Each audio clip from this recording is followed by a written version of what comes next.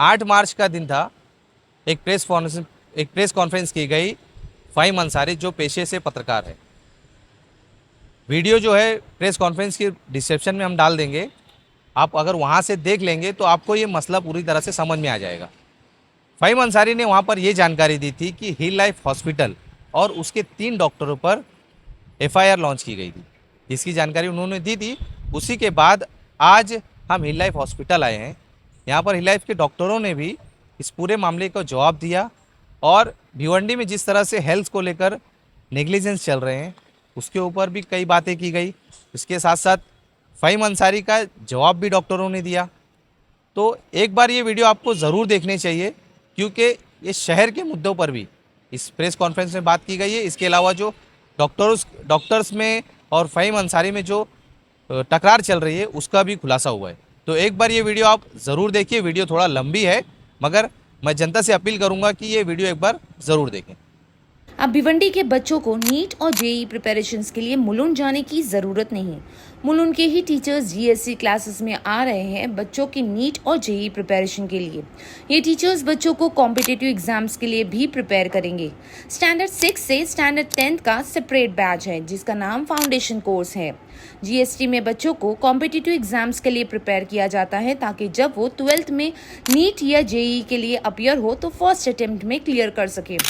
So get the best coaching from GST Academy. Myself Dr. Asif Khan, consulting Ayush practitioner attached with Hill Life Hospital, and now I am looking after administration. मैंने ये press conference कुछ मुद्दों के लिए लिया है। साबिया and Faheem Ansari ने एक पिछले मंथ में एक रमज़ान के दौरान उनने एक प्रेस कॉन्फ्रेंस लिया था जिसमें उनने कुछ हिल लाइफ हॉस्पिटल के लिए एलिगेशंस लगाए थे, तो उसका जवाब देना है। और एक अहद पेशेंट था, उनके भी कुछ मुद्दे थे हिल लाइफ को लेकर, उसको भी एड्रेस करना था। सबसे पहले मैं सबको जय महाराष्ट्र, जय भीम, जय श्री राम, अस्सलाम वालेकुम, गुड आफ्टरनून बोलना चाहता हूँ कि आप लोगों ने मैंने बुलाया और आप लोग आए। एक्चुअली मैं तो चाहता था कि ये जो यहाँ पे जो टीवी है वहाँ पे उन लोगों का एलिगेशन प्ले करूँ और ये करूँ, बट उसको बहुत टाइम हो जाता। तो इसलिए मैं आपसे रिक्वेस्ट करूँगा, अगर आप लोग एडिटिंग करके दे सकते हो तो दे दीजिएगा, ठीक है। मार्च के दूसरे हफ्ते में फ़हीम एंड साबिया अंसारी इनने बीएमसी में एक प्रेस कॉन्फ्रेंस लिया कि हिल लाइफ के हॉस्पिटल और उनके 3 डॉक्टरों पे एफआईआर हुआ और उनने अपनी आप बीती बताई, बराबर है। बट उनने जब अपनी आप बीती बताई तो उसमें उनने जो 3 किरदार है जिसके वजह से हिल लाइफ हॉस्पिटल के ऊपर एफआईआर हुआ, उनका नाम तक नहीं लिया। उनका नाम है माज अंसारी जो कि उनके भतीजे लगते हैं, रुमना अंसारी जो कि उनके भतीजे की बीबी है, और शकील। ये 3 बंदों का नाम भी नहीं लिया जिसके ऊपर हिल लाइफ के डॉक्टर्स के ऊपर एफआईआर हुआ है इनके वजह से। स्टार्ट में उनने बोला उनका फ्लाईओवर पे एक्सीडेंट हुआ। उनने अपने हस्बैंड को कॉल किया तो उनके हस्बैंड ने मास को कॉल किया जो कि हमारे यहाँ पे एज आ आरएमओ काम करता था। उनने उनको यहाँ पे बुलाया, माज यहाँ से भी गायब, उनने रेफरेंस दिखाया नहीं, माज ने लाया है। फिर उसके बाद बेचारे डॉक्टर संतोष यादव सर, उनने ना पैथी का विचार किया ना कुछ विचार किया। मेरा एक डॉक्टर कलीग है, उनकी जो ये थी उनकी चाची, उनको फ्री में देखा, फ्री में ओपिनियन लिया। और उनने हमको सिखाया गया है कि जब भी लिगामेंट टेयर होता है लगेज ऑपरेशन नहीं होता, पहले कंजर्वेटिव मैनेजमेंट, वो भी 1-2 महीने बाद। और फ़हीम भाई ने भी अपने इंटरव्यू में बोला है उनकी बीबी माशाल्लाह 52 साल की उम्र में 6 माला चढ़ जाती थी, तो उसको भी कंसिडर करके उनने कंजर्वेटिव मैनेजमेंट लिया। फिर उसके बाद 1 महीने के बाद उनने एमआरआई कराया।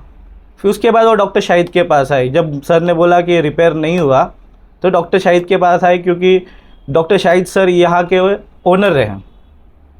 तो उनने कलीग समझ के जो ऑपरेशन कहीं पे भी जाइए लाख रुपए के ऊपर होता है, 1.5 लाख के ऊपर होता है, विद पैकेज 90,000 में करके दिया।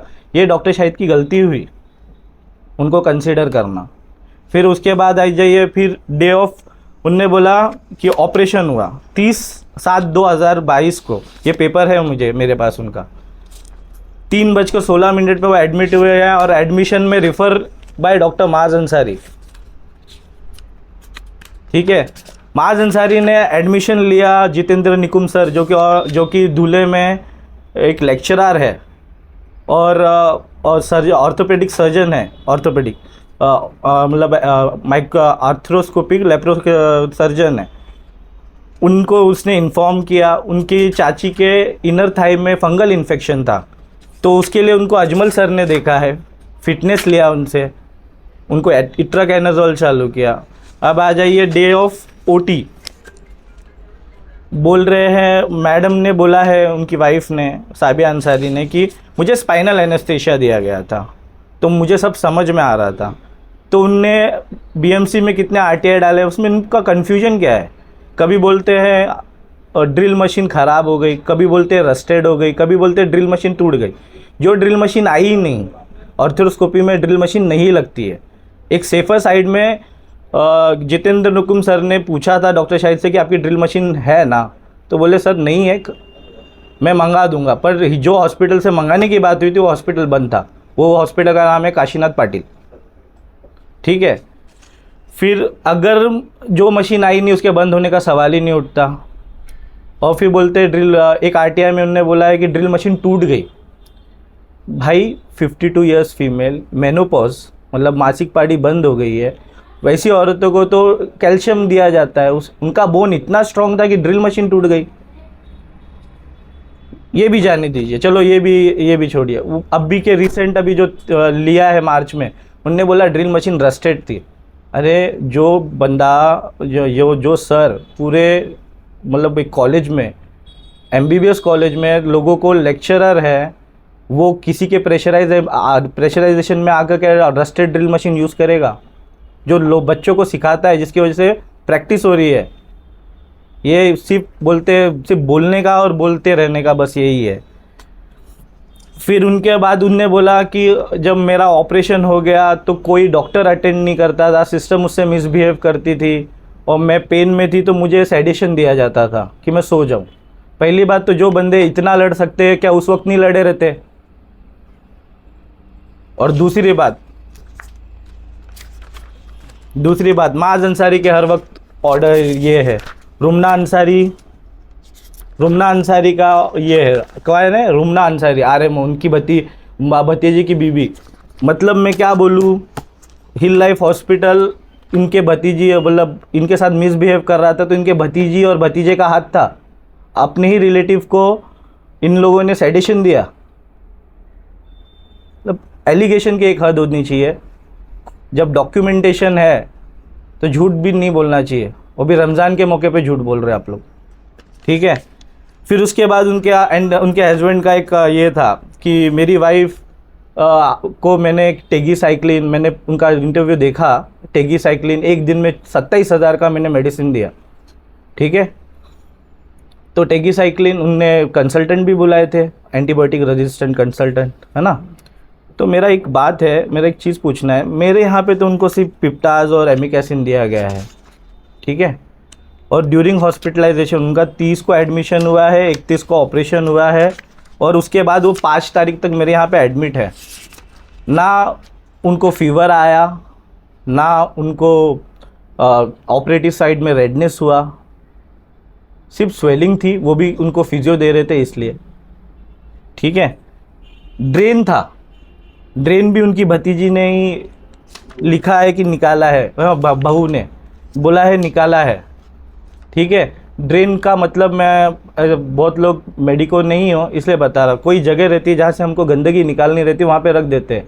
और वो ड्रेन हम कब निकालते हैं, जब उसका जो क्वांटिटी रहता है कम होते जाता है। तो जब वो क्वांटिटी कम होने पे हमने 3 तारीख को ड्रेन निकाला है, इनकी भतीजी ने लिखा है फीवर स्पाइक नहीं है हॉस्पिटलाइजेशन में कहीं पे भी, तो ये हॉस्पिटल में इन्फेक्शन कैसे हुआ? वो घर पे गए, कभी हिल लाइफ में आए नहीं। उनने अपने भतीजे को उस टाइम उनके लिए वो बोलते हैं ना, उनका डिग्री है BUMS, तो उस टाइम उनके लिए वो बोलते हैं ना एक कॉम्पिटेंट डॉक्टर थे। उनने वहाँ पे घर में ड्रेसिंग किया और फिर उनको इन्फेक्शन हुआ। तो ना डॉक्टर जितेंद्र हुकुम को फॉलोअप के लिए बुलाया या ये लोग आए नहीं। इसमें हमारी क्या गलती है? एक शकील को लेकर उनके भांजे ने खुद से कर कर ड्रेसिंग किया, तो जब इतना सारा प्रूफ है तो फिर हिल लाइफ के ऊपर कैसे एलिगेशन? पहली बात तो एंटीबायोटिक अगर मैं कम दे रहा हूँ और उनको रेसिस्टेंट है तो उनका ड्रेनेज बढ़ना चाहिए, उनको फीवर आना चाहिए, कहीं पे फीवर नहीं था। फिर सर जी, अगर और यहाँ बाहर से इन्फेक्शन नहीं हुआ है, सर जी, मैं सब कुछ करने के बाद मैं आपके आंसर के जवाब दूंगा। आप मेरा सुन लीजिए, फिर मैं आपको पूरा जो आपके जो भी मन में सवाल है आप लोगों के, मैं सबका जवाब दूंगा। ठीक है सर। ठीक है, ये हो गया सर। फिर ना हॉस्पिटल से इनने कंसेंट लिया, ना इनने सर्जन से कंसेंट लिया, इनने अपने मन से घर पे ड्रेसिंग की अपने भतीजे को लेकर और यहाँ पे एक ओटी टेक्नीशियन को लेकर। उनने उनको क्या पैसा दिया? हॉस्पिटल का लुकआउट नहीं। अगर हॉस्पिटल में हुआ रहता तो हॉस्पिटल जिम्मेदार था सर। फिर उसके बाद उनने बोला कि मैं बाहर दिखाया, क्या मुलुंड में कोई सर को दिखाया orthopaedic, he is also well known, और वहाँ पे उनने ऑपरेट किया। सर अगर वो सर ने बोला कि हिल लाइफ से निग्लिजेंसी हुई, तो अगर सपोज़ यहाँ से कोई भी पेशेंट जाता है या मेरे पास कोई भी पेशेंट आता है और मुझे लगता है दूसरे हॉस्पिटल से निग्लिजेंसी हुई है, तो मेरा पहला फ़र्ज़ बनता है MLC करना, मेडिको लीगल केस। तो वो सर ने हिल लाइफ पे मेडिको लीगल क्यों नहीं किया? ये भी एक पॉइंट आता है। फिर दूसरा सर, वो लोग मतलब वो एक कागज़ दिखा रहे थे कि मेरी वाइफ परमानेंटली डिसेबल्ड हो गई, ऐसा करके दिखा रहे थे। वो टेम्परेरी था सर।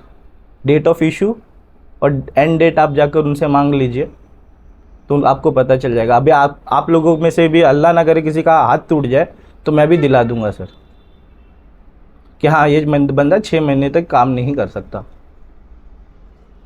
ठीक है सर। इतना होने के बाद, ठीक है, मतलब उनकी चाची हुई थी एडमिट 30/7/2022, ठीक है, और डिस्चार्ज हुई थी उनकी चाची 5 तारीख को इसमें अगस्त में।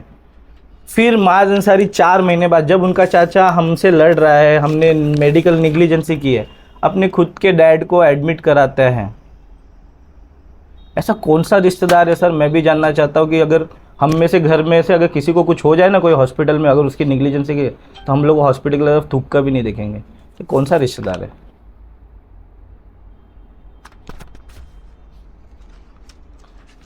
और सर इतना सब कुछ होने के बाद हिल लाइफ हॉस्पिटल पे शकील अंसारी, माज अंसारी के स्टेटमेंट पे हिल लाइफ हॉस्पिटल पे FIR होता है, उनके 3 डॉक्टर्स पे होता है। किस बेस? वो भी 2 साल बाद, शायद से सितंबर-अक्टूबर में 2025 में उनका स्टेटमेंट लिया गया है, और स्टेटमेंट भी किसने? मेडिको लीगल वाले ने नहीं लिया, पुलिस ने लिया है। और उस बेसिस पे बोलते हैं ना, उस बेसिस पे सिविल सर्जन ने दे दिया। I am shocked. ये देश का कानून है, एक गुंडे, एक क्रिमिनल, एक मर्डरिस्ट को भी ना अपना बोलते ना पक्ष रखने का हक दिया जाता है। कैसे हुआ मुझे नहीं पता। आप शकील से पूछ लीजिए उसको हिल लाइफ से क्यों निकाला गया। उसको निकाला गया जातिवाद। उसने doctor Mujib, orthopaedic surgeon spine, शहराज में भी बैठते हैं, उनको मारा था, मेरे सामने मारा है। मेरा हॉस्पिटल हो, बच्चे का करियर ख़त्म हो जाता है, इसलिए मैंने कोई एक्शन नहीं किया। मैंने मुजीब सर को पर्सनली रिक्वेस्ट कर यहाँ पे ही मुजीब सर उनकी वाइफ के सामने मारा है, क्योंकि वो एनेस्थीसिया है। हिंदू, मुस्लिम, सिया, सुन्नी, मैं हॉस्पिटल चलाने बैठा हूँ सर। मेरे लिए कास्ट नहीं मायने रखता। कोई भी आएगा मैं करूँगा काम उसका, चाहे वो मोमेडियन रहे, नॉन मोमेडियन रहे, उसके लिए उसको निकाला। माज अंसारी को क्यों निकाला, ये मैं आपको ये दोनों का रिटर्न, मैं हॉस्पिटल एडमिनिस्ट्रेशन जो उस टाइम देख रहे थे, मैं उनको बोलूँगा आप लोगों को रिटर्न दे दे उसका, क्योंकि शायद से महाराष्ट्र का रजिस्ट्रेशन नहीं था, और उनके ये जो इलीगल एक्टिविटीज़ चल रहे थे हॉस्पिटल में, जो पेशेंट आया उसको पर्सनली बिना हॉस्पिटल को पूछे ड्रेसिंग और फॉलोअप देना, उसकी वजह से निकाला गया। वो हॉस्पिटल एडमिनिस्ट्रेशन ने मुझे बताया, क्योंकि माज अंसारी के सामने टाइम पे मैं नहीं था, पर मैं उस टाइम के एडमिनिस्ट्रेशन को बोल दूंगा। ठीक है। फिर सर उनने एक एलिगेशन लगाया कि डॉक्टर शाहिद सर की वाइफ ऊंचा रसूख रखती हैं, पुलिस में पहचान रखती हैं, इसलिए उनके खिलाफ एक्शन नहीं हो रहा। ठीक है, आप सब जानते रहेंगे, मैं उनका नाम नहीं लूँगा, ठीक है, क्योंकि गलत होता है। तो मैं नहीं बोल सकता सर कि आप मीडिया में पावर रखते हो, आप मीडिया में काम करते हो और आपका एक पर्टिकुलर पार्टी की तरफ ज़्यादा रुझान है, तो उनका रसूख, उनका पहुँच, और मीडिया की पावर लेकर आपने ये सब कराया है। इतने सारे लूप होल्स होने के बाद भी हिल लाइफ के डॉक्टर्स को, ना सर्जन को, ना एनेस्थेटिक को, किसी को भी बुलाया नहीं गया, उनके खिलाफ एफआईआर हो गया। आता है, एक कॉमन पर्सन के बीच में भी आएगा। और उसमें भी बोले मशीन स्टेराइल नहीं था। शकील का सर 28, 27, 28, 30 और 31, अगर मैं गलत नहीं हूँ, मुझे जितना याद है, इंस्ट्रूमेंट्स फ्यूमिगेशन का बोले स्टरलाइजेशन का शकील का नोट्स है, साइन करते हैं। और फॉगिंग हुई है, पूरा ओटी फ्यूमिगेट हुआ है। मेरे यहाँ पे लेमिनार ओटी है, तो भी हम लोग ने पूरा ओटी फ्यूमिगेट किया है, उसका भी मेरे पास है। ये सब ना देखे हुए हिल लाइफ के ऊपर एलिगेशन लगा देना और उनके नाम पे एफआईआर हो जाना, कहीं पे तो आपके रसूखदार दोस्तों का हाथ दिखता है। ठीक है, कॉन्स्टिट्यूशनल राइट्स की तो यहाँ पे धजिया ही उड़ा दी, जान दीजिए, उस पर बात ही नहीं करते हैं। उनने ऑन रिकॉर्ड उनने बोला कि बोगस डॉक्टर, आयुष के डॉक्टर, मतलब बीएमएस और बीएचएमएस को कंपेयर किया, इनकी लायकी नहीं है, इन लोगों का ये नहीं है। तो सर तो ये लोग ने जो है जो कोविड में सर्व किया था, वो क्या फिर जनता की जान के साथ बीएमसी ने खेला है? अभी भी तो ऑर्डर निकाला है 40 डॉक्टर्स का, मतलब आप लोग जान के साथ खेल रहे हो इनकॉम्पिटेंट डॉक्टर्स को रखकर। और इतना कुछ बोलने के बाद नीमा और बिम्पा जैसी एसोसिएशन उनके खिलाफ एक वाक्य नहीं बोलती। इसमें आपके रसूखदार दोस्तों का हाथ नहीं दिखता, आपका पावर नहीं दिखता। दूसरा वो बोलते बुशरा मैडम साहब, नहीं सॉरी, डॉक्टर बुशरा सैयद साहब, नहीं मैडम, वो आए थे हिल लाइफ को बंद करने उनके केस में। मैडम अगर ऐसा है कि मैडम आपको कुछ दूसरा आंसर देती है और हमको नोटिस कुछ दूसरा देती है, तो इसमें भी आपसे कितना डर रही है, उसका उनका रसूख दिख रहा है सर। रसूख की बात तो बोलते हैं ना, उनसे गलती लग रही है। और उन्होंने बोला लास्ट में बोला मेरी सच की लड़ाई है। सर ये कौन सी सच की लड़ाई है जहाँ पे सब कुछ छुपाया जा रहा है? मेरी भी सच की लड़ाई है। और मैं एज ए हिल लाइफ, जब तक मैं एज ए हिल लाइफ में हूँ, एज ए हिल लाइफ का पार्ट हूँ, आप कंज्यूमर फोरम जाओ, हाई कोर्ट जाओ, सुप्रीम कोर्ट जाओ, एज ए नेवी पर्सनल जो मेरे डैडी ने सिखाया है मुझे, I will fight till the end. Supreme court में जाइए आप, मैं सुप्रीम कोर्ट तक लड़ूंगा आपसे, क्योंकि ये आपकी निग्लिजेंसी है, हॉस्पिटल की नहीं है। तो ये बोलते हैं ना, सत्यमेव जयते, जब तक नहीं होगा ना तब तक मैं तो शांत नहीं बैठने वाला, जब तक मैं जिंदा हूँ। मर गया तो अल्लाह ताला। फिर ये हो गया सर। दूसरा, एक पेशेंट था रमज़ान के टाइम, 2, 3 या 4 रोज़े में उनका एक्सीडेंट हुआ था। वो पेशेंट का नाम था अहद अंसारी। वो बच्चे की रूह को आराम दे, और किसी माँ बाप को बोलते हैं ना, भरी जवानी में अपने लड़के की लाश ना देखनी पड़े। ठीक है, वो सर ने 2 चीज़ बोला। हिल लाइफ ने 4 घंटे में हिल लाइफ ने 45,000 बनाए, और वहाँ पे नाम लिख कर आया था, शायद से फिरोज़ भाई का न्यूज़ था। ठीक है, 4 घंटे में 45,000 रुपये बनाए। सर उसका बिल है 20,000, उसमें कुछ 23,000 हम लोग ने डिस्काउंट दिया, 3,900, उसमें वेंटिलेटर चार्जेस है, ये सब है सर। हाँ, दूसरा बोले 30 रुपये की मेडिसिन हिल लाइफ ने 300 रुपये में बेची। पहली बात, हिल लाइफ क्या, इंडिया महाराष्ट्र का कोई भी हॉस्पिटल की औकात नहीं है कि मेडिसिन का रेट डिसाइड कर सके। मेडिसिन का रेट कौन डिसाइड करता है? NPPA, national pricing pharmaceutical pricing authority, और उसकी क्वालिटी डिसाइड करने वाला FDA रहता है। जो डॉक्टर्स दोस्त ने उनको ये बताया, तो क्यों अपने कलीग का ही नाम बर्बाद करने के पीछे पड़े हो? उनको ये भी तो समझाओ। आपका अगर कंप्लेंट है तो आप गवर्नमेंट से लड़ो। किसी बोलते हैं ना जो अपने आप को रिप्रेजेंट नहीं करता उसका बदनामी करने की नहीं। उसमें भी मैंने डिस्काउंट दिलाया सर। 20,000 का मेडिसिन हुआ था, मैंने 7,000 कम करवाया। मेरा उनसे कोई भी ये नहीं है। कैसा है, जिसका बच्चा जाता है ना उसको पता चलता है, उसके लिए 4 घंटा क्या 8 घंटा भी 2 घंटे के बराबर रहता है। ठीक है, फार्मेसी का बिल हुआ, उसमें मैंने 35% डिस्काउंट करा है। ठीक है, जिसका बच्चा जाता है सर, मुझे उनसे कोई भी पर्सनल नहीं है। उनने बोला कि आईजेम, आई डोंट नो उनको आईजेम में क्या सुविधा मिली नहीं मिली। सर मेरा प्राइवेट हॉस्पिटल है, मुझे टैक्स पे करना पड़ता है, बीएमसी को भी पे करना पड़ता है, मेरी लाइबिलिटीज़ है, तो मेरे रेट्स रहेंगे। आप आईजेम के प्रति आपका रोष मुझे समझ में आता है, क्योंकि वो अगर रहेगा, अगर नहीं फैसिलिटी दिया है तो उनको सब गवर्नमेंट से आता है फंड, मेरे को नहीं आता सर। ना मेरे पास कोई गवर्नमेंट का कोई ये है कि मैंने उनको नहीं दिया। ठीक है, और इसमें हाँ, फ़हीम भाई का जो एक मुद्दा था, बुशरा मैडम ने जो नोटिस दिया था बंद करने का, वो पेशेंट के रिलेटिव ने बोला एक डॉक्टर नहीं मिला, तो वो जो सुश्रुत नियम के अनुसार हमको नोटिस दिया तो वो आईजेम पे क्यों नहीं गया। ठीक है, दूसरा सर ये है कि मुझे पता चला कि किसी ने पूछा लेटर भेज कर वहाँ पे कि प्राइवेट में क्यों भेजा।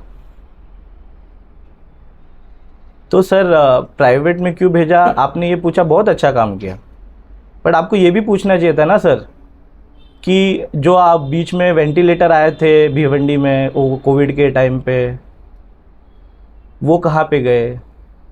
सीटी स्कैन क्यों नहीं हुआ पेशेंट का। 1 CR का सीटी आता है सर, अगर वो पेशेंट का सीटी हो जाता, हमारे पास आता, हम उसको लगेज बता देते सर्जरी लगने वाली है कि क्या लगने वाला है, तो पेशेंट का जान बच सकती थी। सीटी क्यों नहीं हुआ। ठीक है, और हाँ, हिल लाइफ हॉस्पिटल का तो नाम 4 घंटे में 45,000 लगा कर दे दिया न्यूज़ में। उसके बाद एक पूजा गुप्ता पेशेंट, एक्सप्रेस न्यूज़ वाले ने वो डाला था, एक्सप्रेस न्यूज़ ने, पूजा गुप्ता पेशेंट, मुझे नहीं पता क्या मेडिको लीगल हुआ वहाँ पे, उसको वहाँ पे वो ऑपरेट हुई, वो कॉम्प्लिकेट हुई और उसको प्राइवेट हॉस्पिटल में वहाँ के ही डॉक्टर लेकर गए, ऐसा एक्सप्रेस न्यूज़ में बताया है।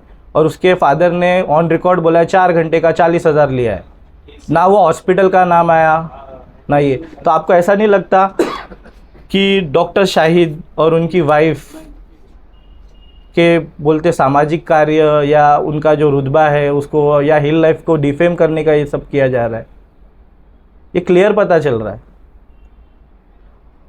दूसरा सर, कब तक, मेरा एक भिवंडी की जनता से अपील है, कब तक हम अपने पेशेंट को ट्रांसफ़र होकर मारना चाहते हैं।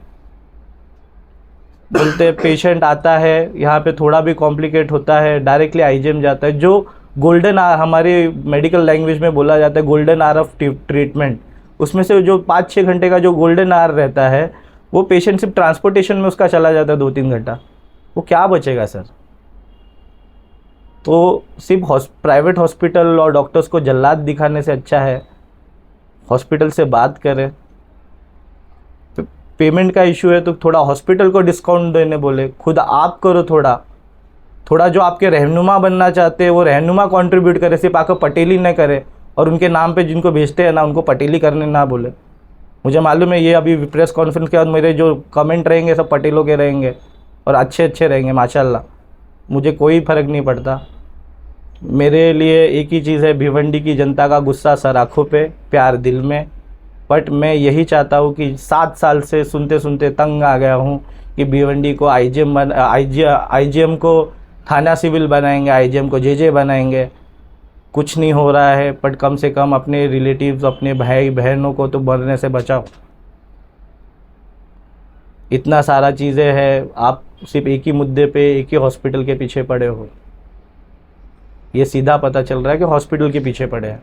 तो मेरी भिवंडी की जनता से ये है कि आपको प्रॉब्लम है, आप आइए, कॉस्ट लीजिए, हॉस्पिटल को डिस्काउंट करने बोलिए, आपके साथ जो है उनको बोलिए कि भाई आप सिर्फ आकर हॉस्पिटल से वाद मत डालो, आप उनको हेल्प कराओ, वो भी जाने दीजिए। नहीं कर सकते ना तो भिवंडी में इतने सारे हॉस्पिटल है, जो आपको लगे अच्छा हॉस्पिटल है उसमें गवर्नमेंट की योजना ला के दीजिए। हिल लाइफ को नहीं चाहिए, मैं लाऊंगा कहीं से कर कर, बट आपको लगता है ना तो भिवंडी की जनता इधर उधर नहीं भटके तो वहाँ पे ला के दे दीजिए। तो जैसे भिवंडी की जनता यहाँ पे ही कर ले, आयुष्मान योजना, PMJY, CM फंड, उनको ला के दीजिए ना। सिर्फ उनको डाइवर्ट क्यों कर रहे हो आप, और उनकी फैमिली के लाइफ के साथ क्यों खेल रहे हो? बस इतना ही बोलना था। और भी बहुत मुद्दे हैं, वो रसूखदार और रसूखदार लोग के नाम पे पटेली करने वालों के 3-4 मुद्दे और हैं, पर अभी वो बोलते ना वो टाइम नहीं आया है कि उसके ऊपर बात करूं। इंशाल्लाह उस पर भी बात करूंगा अगर अल्लाह ताला ने मुझे उस कंडीशन में लाया तो। मैं अपना प्रेस कॉन्फ्रेंस अभी बंद करता हूँ। नहीं, मैं पूछूंगा ना। जय हिंद, मैं जय महाराष्ट्र। अभी आप लोगों को कुछ मुझसे क्वेश्चन पूछना है, बिंदास पूछिए। थाने सिविल सर्जन का जो रिपोर्ट था, थाने सिविल सर्जन का जो रिपोर्ट था वो आपके ईमेल में नहीं आया, जिसके ऊपर से FIR दर्ज हो। ऐसे में कहाँ पे गलती देखा, कौन सी गलती देख के आपने ये सर निर्णय लिया? एक्चुअली सर मेरे को जहाँ तक पता है कि सिविल सर्जन, मैंने आपको बोला भी, सिविल सर्जन ने पुलिस के जो बैठे थे उनने हॉस्पिटल स्टाफ और यहाँ का बोलते ना एक ये लिया, नॉन मेडिको है पुलिस वालों को, उनके स्टेटमेंट पे दिया। मेरा कहना यही था कि अगर सिविल सर्जन को कहीं पे भी लगता कि डॉक्टर की निग्लिजेंसी है तो वो सर्जन और एनेस्थेशिया को क्यों नहीं बुलाया, और उसके बाद अगर ये मेरे खिलाफ रहता ना, मैं ये प्रेस कॉन्फ्रेंस कभी नहीं लेता, फिर मैं इसको कोर्ट में ही डिफेंड करता। बट हमको एक कॉन्स्टिट्यूशनल राइट के हिसाब से हमको हमारा तो प्रतिनिधित्व ही नहीं रखा गया, सीधा आया FIR हो गया, दूसरे दिन प्रेस कॉन्फ्रेंस लेकर डिफेम कर दिया हिल लाइफ को। मतलब आपका आरोप है कि पुलिस ने किसी दबाव में आकर केस दर्ज कर दिया? हो सकता है ना सर। फ़हीम अंसारी सर ये सब क्यों करी? हाँ, तो सर इतना सारा वो हिल लाइफ क्यों करेगा? फ़हीम अंसारी सर ये सब जिस तरह से आरोप लगा रहे हैं कि मीडिया आपको टारगेट कर रहा है, तो मीडिया नहीं टारगेट कर रहा सर। अगर मीडिया को टारगेट करना रहता मैं आप लोग को बुलाता ही नहीं। सॉरी, मैं उनके दो चैनल का नाम लिया, एक्सप्रेस न्यूज हिंदी और एक फ़हीम अंसारी जो खुद पत्रकार है। मैंने उनका नाम नहीं लिया, सॉरी, मुझे उनके चैनल का नाम भी नहीं पता। फ़हीम अंसारी का इसलिए लिया कि उनने लिया, और एक्सप्रेस न्यूज़ का इसलिए लिया क्योंकि मैं यूट्यूब स्क्रॉल करता हूँ तो वो आया, तो मैंने इसलिए लिया कि सेम मुद्दा है, सेम कंडीशन है, बट वो न्यूज़ कहीं पे भी आया नहीं जितना हिल लाइफ का आया। और कौन से प्राइवेट हॉस्पिटल में गया वो भी एक ये रखा गया, क्या बोलते हैं, एक सस्पेंस रखा गया। क्यों देना चाहिए था ना सर। सर पीड़िता का आरोप है कि ऑपरेशन थिएटर में पावर चली गई। सर जी, पीड़िता का आरोप है, मेरे यहाँ पे ना सर बैकअप है, मैं आपको दिखा देता हूँ। अगर आपको चलना है तो मैं आपको पीछे दिखा देता हूँ। जैसी लाइट जाएगी ना 5 सेकंड के अंदर ऑटोमेटिक जनरेटर डाउन होता है। हमने पावर बैकअप रखा है, इतना तो पता है। 50 बेडेड हॉस्पिटल चालू करने के लिए पावर बैकअप रखना पड़ता है। कहीं ना कहीं ये नहीं लगता है कि अब जो फ़हीम के जो रिश्तेदार है, सब उनके ऊपर ढकेलने का काम हो रहा है? सर वो उनके ऊपर नहीं, उनके साथ मिलकर हिल लाइफ हॉस्पिटल और डॉक्टर शाहिद सर के ऊपर ये ढकेलने की कोशिश की जा रही है। और अगर सर एक बात बताइए, मैंने इतने सारे पॉइंट्स दिए, उसके बाद भी FIR डॉक्टर शाहिद सर पे और वो बेचारे 3 कंसल्टेंट पे होता है। तो सर एक बात बताइए, जो शाहिद सर का एक आरोप है कि उनसे पैसे मांगे जा रहे हैं, वो कहाँ पे गलत है? फ़हीम ने जो दूसरा भी आरोप लगाया था कि ये जो सारे ऑर्डर फॉलो हो रहे थे, जो माज ऑर्डर फॉलो कर रहे थे, वो वरिष्ठ डॉक्टरों के। सर माज अंसारी मेरे हिसाब से तो एक डॉक्टर है। अगर कुछ इलीगल ऑर्डर्स रहते हैं तो उनको फॉलो नहीं करना चाहिए, ये मेडिकल एथिक्स में आता है। पहले तो फिर एक काम कीजिए, उनकी डिग्री खींच लीजिए, बराबर है। अगर मेरा सीनियर मुझे कुछ इलीगल करने को बोल रहा है तो मुझे नहीं करना चाहिए। मैंने ओथ लिया है कुरान का, गीता का, जिसको भी मैं फॉलो करता हूँ, बाइबल का। तो फिर अगर वो है तो उनको खींच लेना चाहिए, उनकी डिग्री नहीं रखनी चाहिए। और फिर वो जो जिसने ऑर्डर दिया है उसके खिलाफ भी एक्शन लेना चाहिए। मेरे को कोई प्रॉब्लम नहीं। जो सिविल सर्जन के ऑर्डर के हिसाब से जो ये दर्ज हुआ मामला, उसके सर हम अपील करेंगे। हमको अभी तक तो कॉपी नहीं मिली है सर। वो कुछ चार्जशीट क्या रहता है वो चालू है। वो जब चार्जशीट मिल जाएगी हम लोग अपील करने वाले हैं। हमारा पूरा, मैंने आपको पहले ही बोला, अगर मुझे हाईएस्ट कोर्ट ऑफ लॉ में भी जाना पड़ा, सुप्रीम कोर्ट में, तो मैं जाऊंगा। क्योंकि यहाँ पे निग्लिजेंसी सब फीवर स्पाइक ही नहीं आया, ड्यूरिंग हॉस्पिटलाइजेशन। माना नहीं तो दवा में सर वो भी होगा। और एक्चुअली मेरे को ये बोलना था, आयुष के खिलाफ उनने इतना कुछ बोला, तो आयुष के डॉक्टर ने तो कोई ये नहीं लिया। मैंने जो ये लिया है, मैंने कुछ लॉयर्स से उनसे बात की है, उससे बात करके मैं उनके ऊपर खुद डिफेमेशन से फेम करूँगा। आपका प्रॉब्लम अगर एक हॉस्पिटल से है तो आप पूरी कम्युनिटी को नहीं टारगेट कर सकते। अगर मेरा प्रॉब्लम फ़हीम अंसारी से है तो मैं पूरी मीडिया को टारगेट नहीं कर सकता। सब एक जैसे नहीं होते सर। उनने क्या बोला, इनकी लायकी नहीं है। एक बात बताओ, मेरा Ayush ministry, government of Maharashtra, government of India, इनसे एक ही अपील है सर, अगर ये हमारी उनके कहने में अगर सत्य है ना कि हमारी लायकी नहीं है तो बंद करो वो कॉलेजेस, और नहीं है तो उनके ऊपर एक्शन लो। और कोविड में हम लोगों ने सर्व किया है। कोविड में कितने एमबीबीएस डॉक्टर थे, कितने बीएमएस थे, कितने बीएचएमएस थे, कितने बीयूएमएस थे, पता कर लो, निकाल लो माहिती मारकर। अगर हम उस टाइम कॉम्पिटेंट थे तो अब अनकॉम्पिटेंट कैसे हो गए? और वो कौन होते हैं हमको कॉम्पिटेंसी और इनकॉम्पिटेंसी का ये देने के लिए? सर आप मुलुंड के डॉक्टरों को क्या कहेंगे जिन्होंने ये बताया उन्हें कि सर उनने एमएलसी किया, भिवंडी से इन्फेक्शन हुआ है? सुनो ना सर, उनने एमएलसी किया सर, उनने हॉस्पिटल पे एमएलसी किया। वो तो कोई भी बोलेगा भिवंडी से ये हुआ। अगर आप हिस्ट्री छुपाओगे, आप जब इतनी हिस्ट्री छुपा रहे हो कि आपके भतीजे ने ये सब किया है, जब आप हिस्ट्री, आपने बताया उनको कि मैंने घर पे ड्रेसिंग की, आप अगर हिस्ट्री छुपाओगे तो वो कोई भी ये करेगा। तो भी मैं पूछ रहा हूँ कि उनने अगर उनको लगा, इन लोगों ने अगर मेरे हॉस्पिटल का नाम लिया तो मेरे हॉस्पिटल के खिलाफ एमएलसी क्यों नहीं की? और सर कौन सा, मतलब बोलते ना 7 तारीख को ये हुआ, उनके बाद उनको प्रॉब्लम चालू हो गया। और कितना उनके डैडी को उनने एडमिट किया है, उनके डैडी को उनने एडमिट किया है, लेट मी सो 9/11। सर ऐसा कौन सा रिलेटिव रहता है कि मतलब इतना होने के बाद, उसके फैमिली के साथ होने के बाद, ना सिर्फ कंटिन्यू हॉस्पिटल में काम किया, इवन अपने फादर को भी ये किया। मतलब कहीं पे तो ना वो उनने प्रेशराइजेशन में कुछ किया है ना कुछ, उनको पता है कि वो गलत है, पर तो भी अभी किसी वजह से वो साथ दे रहे हैं, मुझे नहीं पता।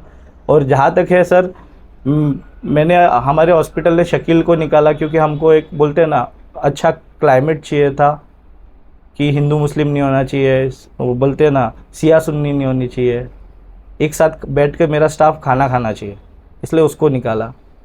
और मास को निकाला मिस प्रेजेंटेशन और इलीगल एक्टिविटीज़ के लिए। मतलब मुझे ऐसा बताया गया है, मैं आपको लिखा के दे दूंगा कि उनका डॉक्टर रजिस्ट्रेशन नहीं था। एक्चुअली वो मेरे साथ काम किए हैं कोविड में, मुझे लगा बीएमसी ने रखा है तो उनका महाराष्ट्र का रजिस्ट्रेशन रहेगा, और उससे पहले वो वेदांत और टाइटन में उनने काम किया है, ऐसा वो बोले थे, मुझे नहीं पता। ठीक है, तो इसकी वजह से मैंने उनको रखा, तो बाद में इनको पता चला, इन्हें निकाल दिया ये सब चीज़ से।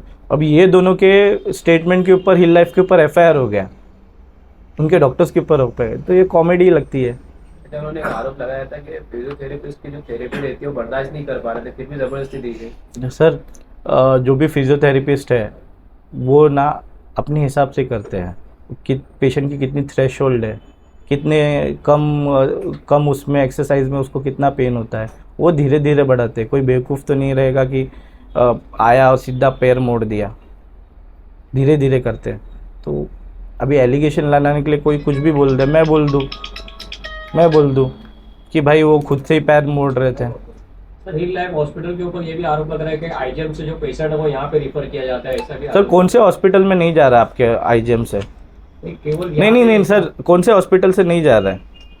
आप एक काम कीजिए, हिल लाइफ क्या बोलते हैं ये, अगर आपके यहाँ पे एमरजेंसी फैसिलिटीज़ नहीं है, आप पैक कर पेशेंट को भेज रहे हो और वहाँ पे पेशेंट रिलेटिव रिक्वेस्ट कर रहा है, मैंने अभी बीच में बोला ना कि किसी ने लेटर भेजा कि आपने प्राइवेट हॉस्पिटल में क्यों भेजा, तो आप उसने ये क्यों नहीं पूछा कि उसका सीटी क्यों नहीं हुआ, वेंटिलेटर पे क्यों नहीं रखा गया?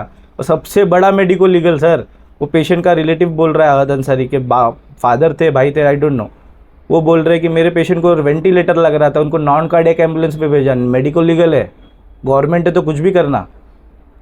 एक बड़ा आरोप अपने ये भी लगाया है सरकारी अस्पताल को लेकर कि अगर हमारे इस पर कार्रवाई करने के लिए वो आ रहे हैं तो ऐसे कई सारे केसेस जो है वो आईजीएम अस्पताल में हो रहे हैं। आरोप नहीं लगाया सर, मैंने आरोप नहीं लगाया। मैंने बोला ऐसा काम में आया, मैं कहीं पे भी वहाँ के डॉक्टर को ये नहीं बोल रहा हूँ, मैंने पेपर नहीं देखा है। जैसे आज मैं ये मीडिया के सामने बैठा हूँ, मेरे लिए हो सकता है बेचारों ने भी सब किया रहे और वो एलिगेशन में गए। मैं किसी के ऊपर आरोप नहीं लगा रहा हूँ। मेरा ये कहना था ऐसी ही सेम मुद्दा था, उसको क्यों दबाया गया, उसमें क्यों नहीं वो हॉस्पिटल का नाम लाया गया, कौन से डॉक्टर ने सर्जरी की वो क्यों नहीं बताया गया। वो एकदम बोलते ठंडे बक्से में कैसे चला गया। मेरा ये बोलना, मेरा किसी आईजीएम से कोई मेरा व्यक्तिगत नहीं है। वो कैसा है, वो गवर्नमेंट है, वहाँ से फंड होता है, वहाँ पे जो होगा वो। Thank you.